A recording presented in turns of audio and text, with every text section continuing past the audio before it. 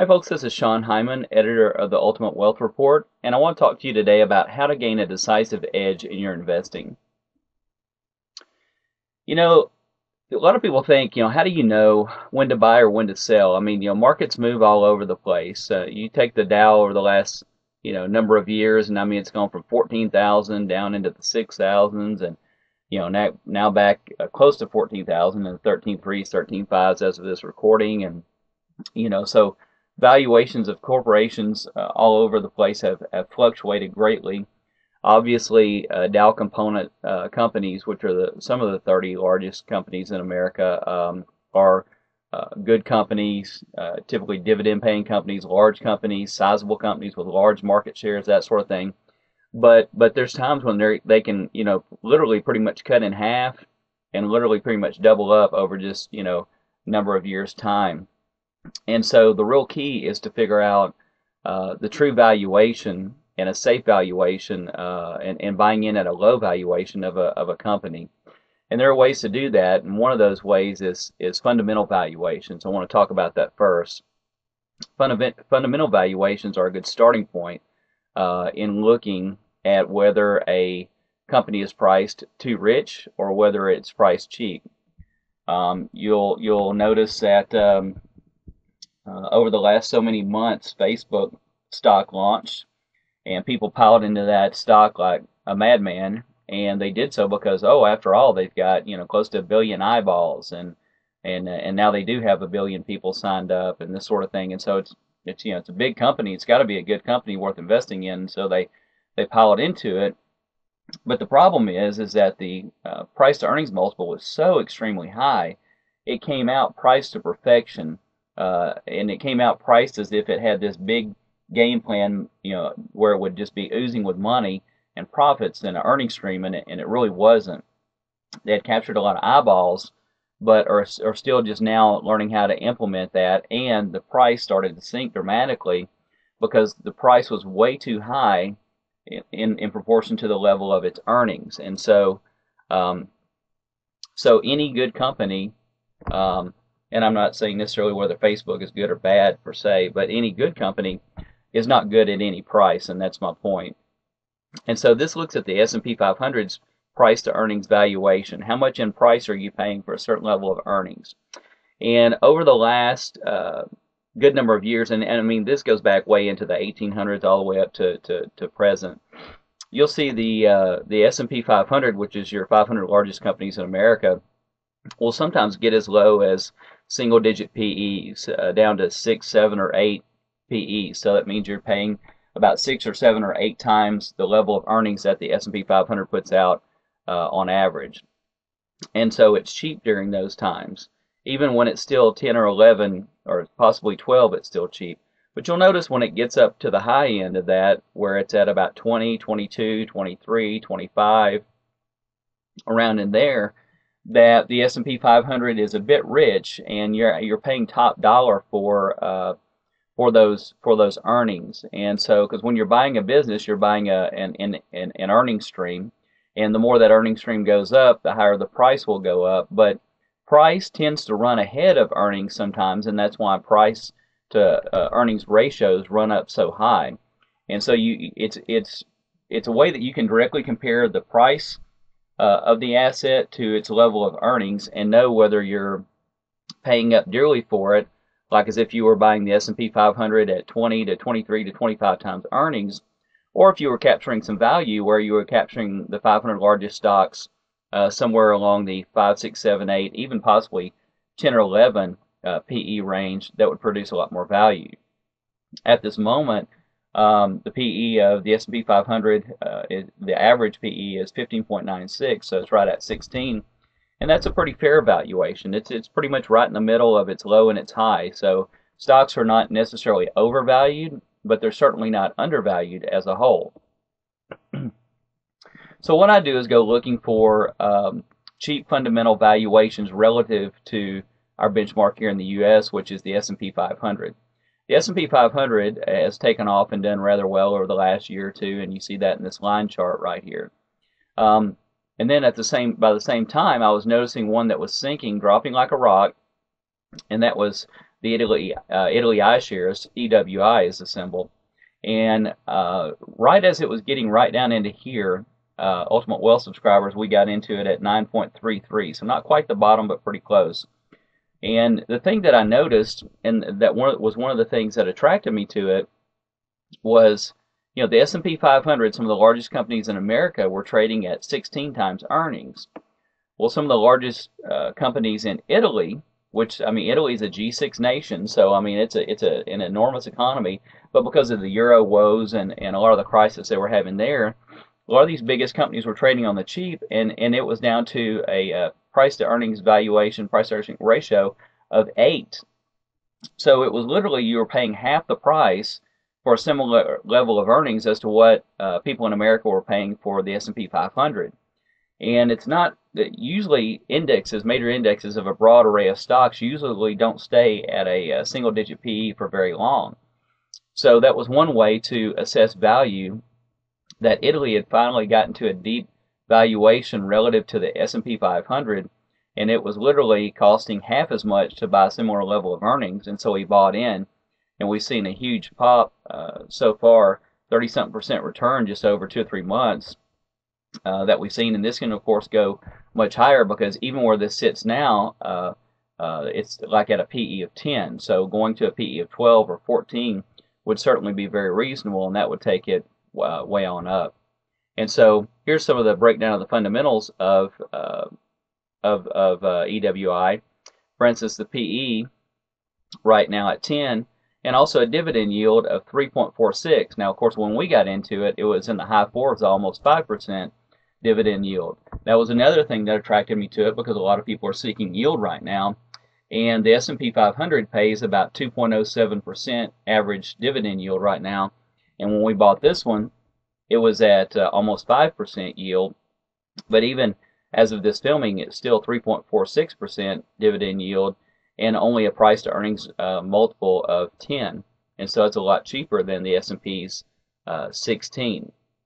So it's just one more way to see that I had bought some value for our subscribers. Another one that I've liked that we have in our Ultimate Wealth Report portfolio is Vale, symbol VALE. Why did I like it? Well, again, it was in a hated sector, much like Italian stocks were, but that's where a lot of value is produced when something's been shunned and hated for a long period of time. So Vale was a huge company, just a huge company, market cap of $90 billion. So, this is no small company. It's sizable and it has a lot of market share. The trailing price to earnings multiple is 6.50. The forward PE for next year is still 6.87. So this is something that we're talking about that's even cheaper than Italy's stocks. Its price to book is 1.22. 1.00 would mean that the price of the stock is right at its liquidation value. That if you were just to liquidate everything they own, and square everything away and divide the money up to shareholders, it would be price to book of 1.00. So 1.22, we're still trading fairly close to its book value, which means that it's trading closer to the value of its assets and not even really considering very well its power of its income stream.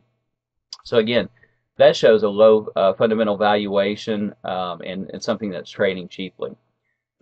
But is it earning money? Is it doing well? Yeah, it's got a profit margin of 28%, operating margin of 43%.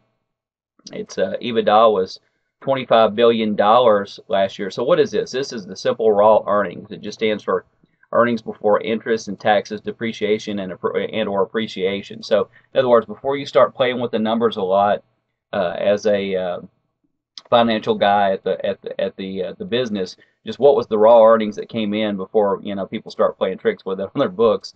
What was the raw earnings? Well, it was $25 billion. So again, this is a company cranking out some serious earnings, and so you had a sizable company trading at a low level compared to its earnings. It was trading at a low level stock price wise according to its versus its assets. It's profitable, and it's making billions of dollars in earnings. And so this is something that has gotten cheap, and you know is likely to be around, because are they headed for the dustbin when they're bringing in $25 billion? Are they headed for the dustbin where they're a $90 billion company still? You know, are they headed for the dustbin when they're trading around book value and they're only at 6 times earnings? Probably not, especially when they're still making profit. So again, this was another one that I looked at. Okay, so that tells me that fundamentals are great. But one simple thing that you can look at is to look at cheap fundamentals and then look for bad sentiment to come to a head, or what I call a point of maximum pessimism. And this will help to give you an edge in your fundamentals, because after all, as Vale was coming down, it was getting cheaper and cheaper on its price to earnings ratio and getting down to some decent valuations. I mean, it was a decent value at a PE of 10, a PE of 9, a PE of 8, a PE of 7, now a PE of 6. So, of course, you know, fundamentals just tell you that something is cheap. It doesn't tell you that it's at a bottom or near a bottom, and that's what sentiment can do, and that's what technical analysis can do, is tell you when you're near the bottom. And so how do you do that? So let's look at it from a sentiment standpoint.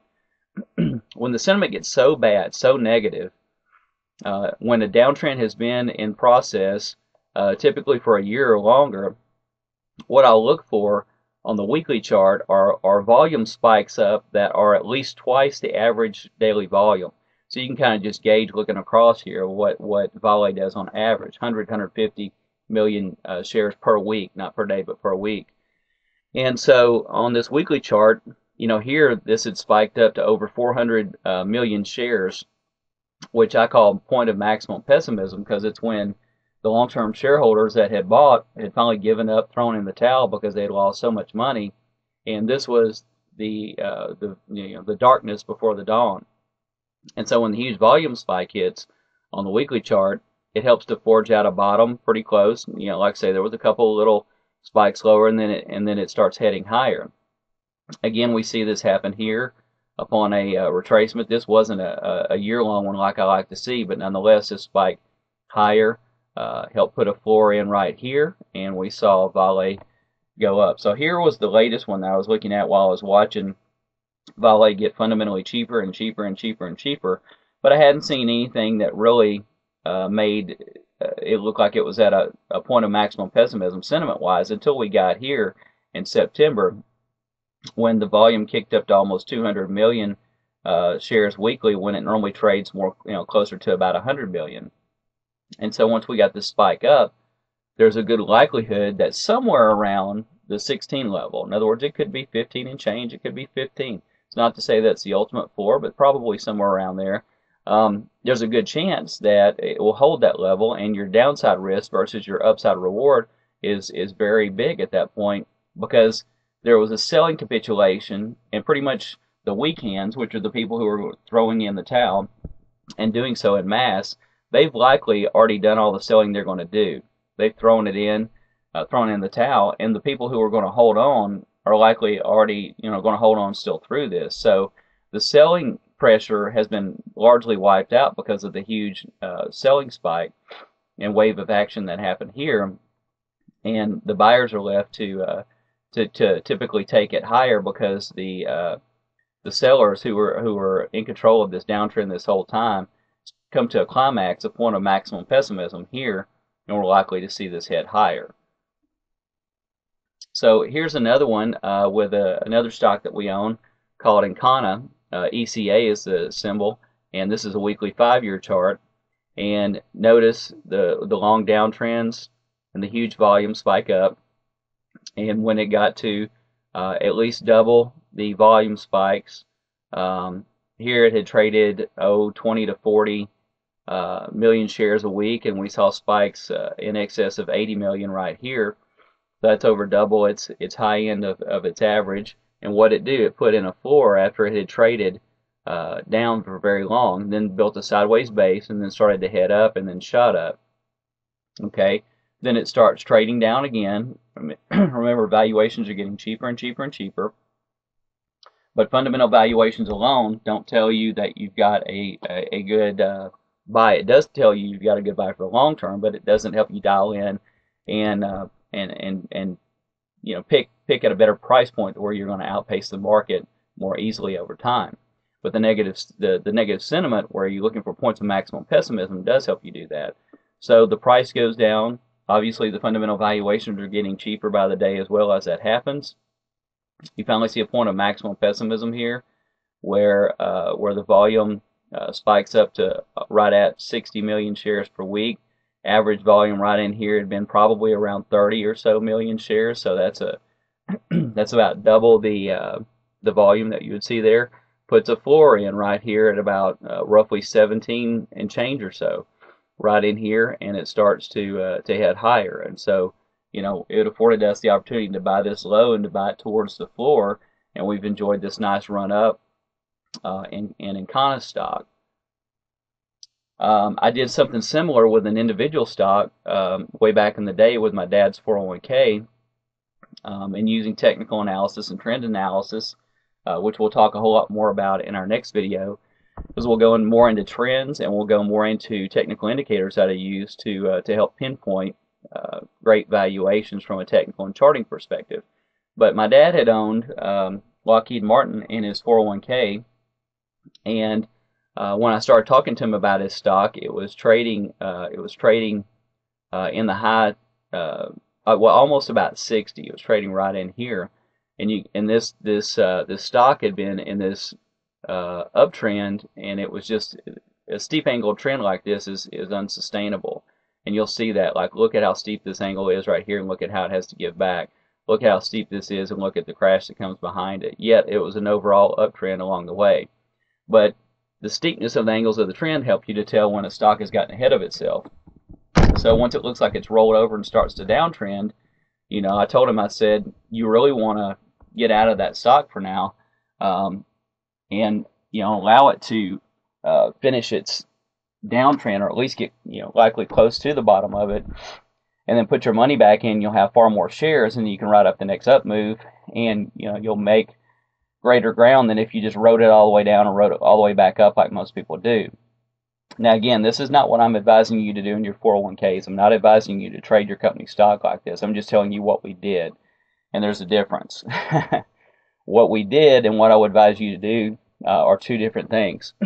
But because I don't want you to necessarily be this risky with your overall portfolios.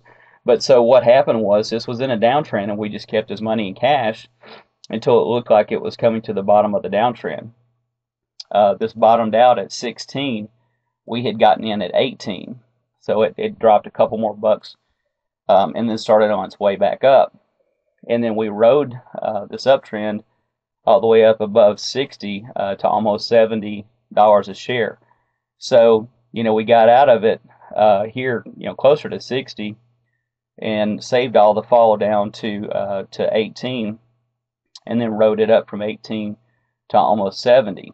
Well, I mean, it just made a tremendous difference in his 401k just by looking at trend analysis on a good company, a company that has huge market share, a company that has huge government contracts, and so forth. But the prices can swing wildly, and if you can use simple trend analysis to help you judge when you get into that good company, you'll end up doing much better and outpacing the overall market. So that's what we did there. So just a bit of a recap. Fundamental valuations are a great starting point in your analysis. They tell you if the company is cheap or expensive relative to its earnings and relative to the overall market.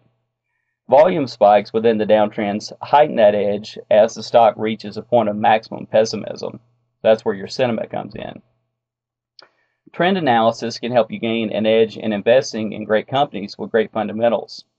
In other words, technical analysis can give you a great edge in the market to produce outsized returns. And that's what we're going to talk about more in detail in the upcoming videos, are some of the technical tools of the trade that I found to be very valuable that I use in the Ultimate Wealth Report to produce returns that are outpacing the market and outpacing inflation. So that's what I'm going to talk to you about in the next video. So thanks so much for watching. God bless. Bye-bye.